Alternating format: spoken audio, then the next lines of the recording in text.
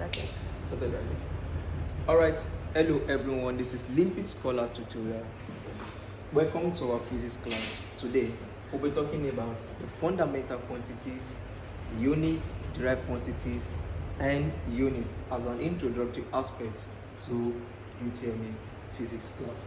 So, alright, today we'll be talking about the fundamental quantities and units. Why do they call them fundamental? Because they are what basics units or basic quantity that are what independent. Take note of these two words: fundamental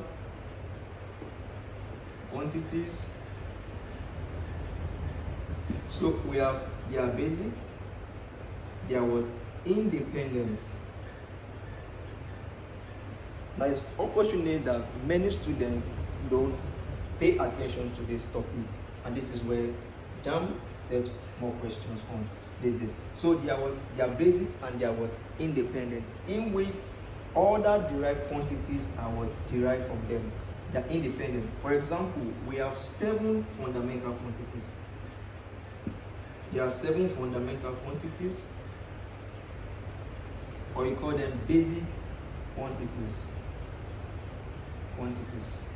Like I said, fundamental quantities are what are basic or are independent quantities, in which other quantities are being derived from. One, we have the length. We have the length. We have the mass. We have the time. We have electric current. We have temperature. And we have amount of substance. Now, for the UTME candidate, we extend it to the 7. Majorly, we talk about the 3 basic fundamental quantities, in which are what the length, the mass, and the time. These are what the quantities we use when we're talking about what dimension, which we'll be looking at in the course of this teaching. These are the major quantities that we look into when we're talking about dimensions. Now, for the sake of knowledge, we talk about the 7 fundamental quantities. Now, when we have fundamental quantities, we also have fundamental units. We're talking about quantities, talking about units. And you know, units are what yardstick for what measurement. Now, length, we're talking about length. Length is measured in centimeter and in meter. Talking about mass is measured in kilogram or in gram and in what kilogram. Talking about time, measured in what seconds. We have other measurement of time, minutes and what hour. For the standardized unit is what seconds. Standardized unit for mass is kilogram. Standardized unit for length is what meter. Electric current, we have ampere. Temperature, we have Kelvin. We also have Celsius. For the standardized unit is Kelvin. Amount of substance is what mole. These are the 7 major or fundamental quantities and their units. I hope you get that. Now, very quickly, moving on to derived quantities. Derived quantities. Now, what are derived quantities? Derived quantities now. Now, follow me closely. Derived quantities are those quantities that are what dependent on the fundamental quantities. They are dependent on the what fundamental quantities and are expressed through what mathematical expressions. For example,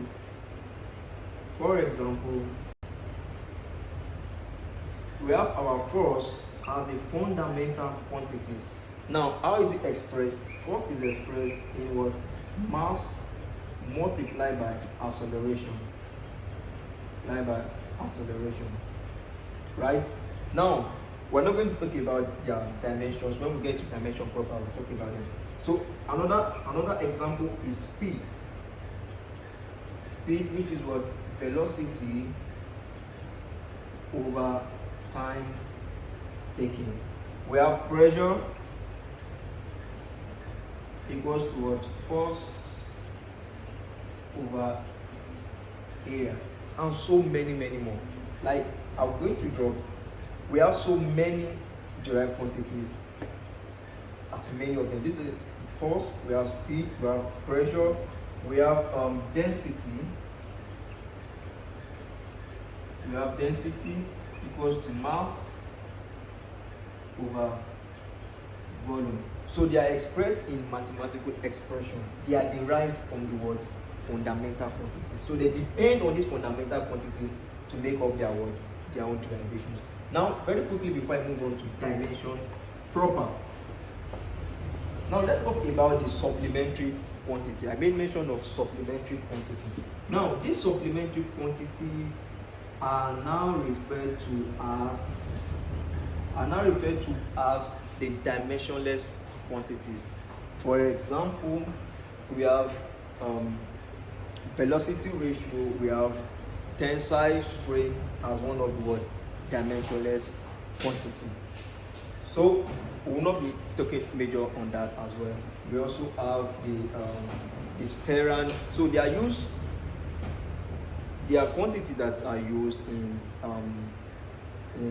taking note of the angles, like the radiance angle, the steranian angles, and so on. So we will not be measuring of that. Now let's move on to dimension. They are wasting time. Now, dimension. Now this is another aspect and very crucial aspect of physics that we're going to be talking about. So under this dimension, we'll just be looking at possible questions that could come out in your UTME under dimension. So dimension, we're looking at UTME possible question on dimension 2026. 1. Find the dimension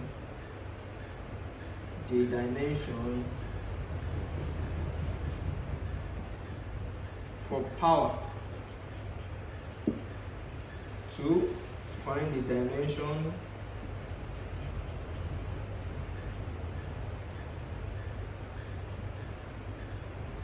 for force. So let's take these two examples on dimension. So 1, we have to look for the dimension of power. Now, firstly, before we look into the dimension of power, we need to know the mathematical expression of power. Now, power is a derived quantity. It is measured in watts. That is the unit of power. So power is equals to work done over time taken, and it can also be expressed as what? Force multiplied by velocity. Whichever of this formula you could use to derive the dimension for power. So we're going to use any of these two formulas of power to derive the dimension for power. Now, 1, work done, power equals to work done over time taken. Now we know work done is the what? Is the product of force multiplied by what? The distance. So by using F, product of force multiplied by distance over time taken, D. Now follow me closely. So P will be equals to force times distance over time taken. Now from our derived quantity, we made mention that force is equals to mass multiplied by acceleration, right? Now let's go. Mass multiplied by acceleration multiplied by distance over our time taken. Now power will be equals to mass. Mass is our fundamental quantity. It's a fundamental quantity, and it is expressed as what? M. Now remember that dimension is represented as this block. This is represented like this. This block sign. This is it. How we measure represent dimension. So any unit you are using will be inside this closed block. M fundamental quantity. I said there are three quantities that are majorly used in dimension: the mass. Started. All right, so let's look into two questions, possible questions on UTME on this topic, dimension. Now, find the dimension for force and power. Now, many students neglect this aspect of physics on dimensions. Now, let's go into solution quickly. One, find the dimension for force. Now, we've understood that force is a derived quantity, and it is expressed in what? Its mathematical expression is F is equals to mass multiplied by acceleration. Mass multiplied by acceleration. Now, mass as a fundamental quantity, we have three concrete or basic fundamental quantities. There are 7 of them, but the major one we use in dimension are the MLT, the major one. Ampere, yes, are used as well.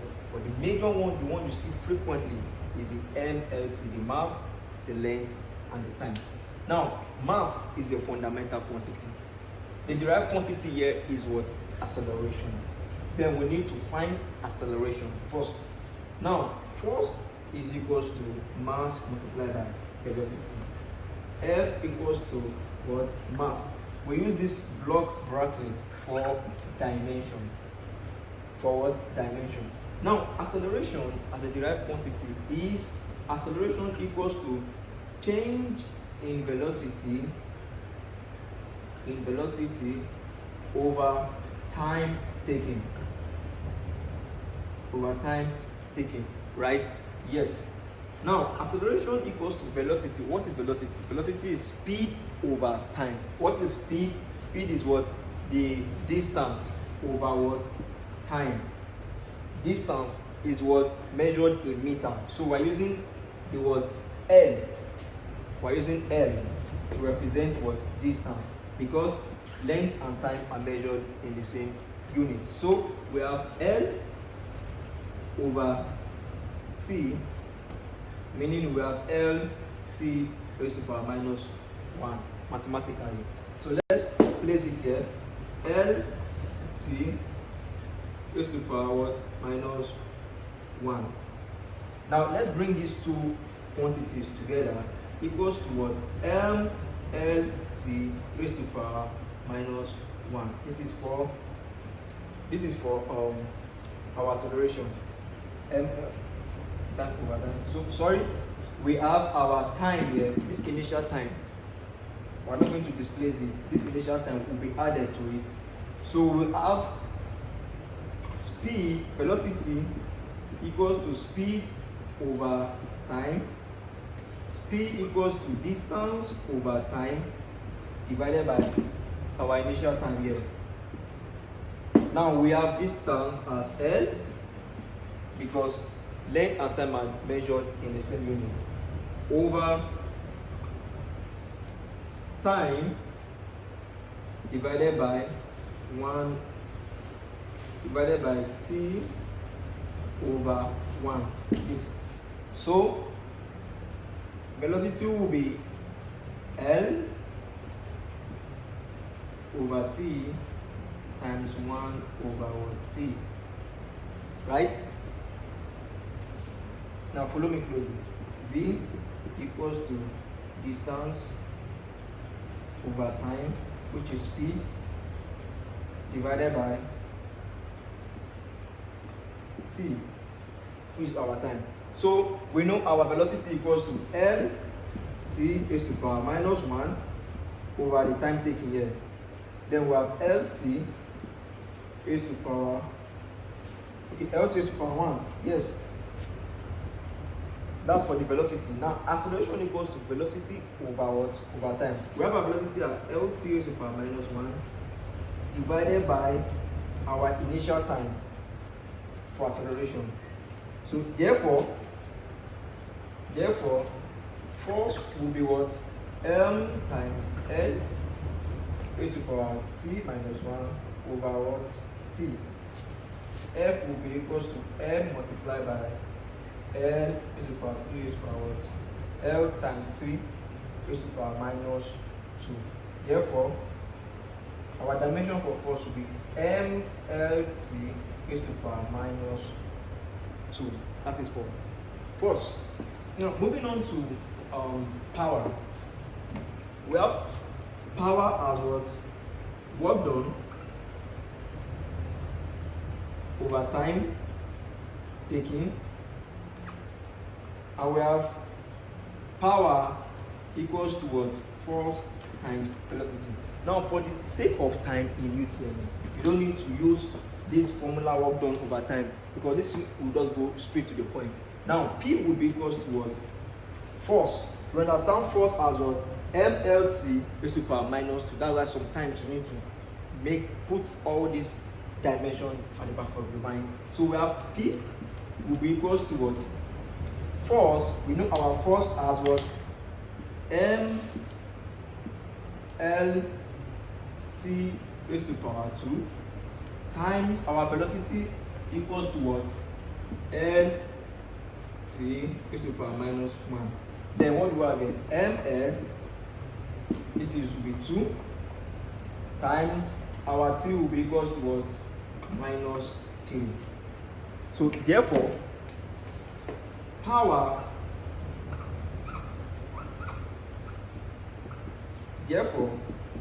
will be equals to ml to the power 2 t is to the power minus 3. Simple. Thank you very much. Subscribe to our YouTube channel for more classes on physics. What next on our next video on physics class? Thank you.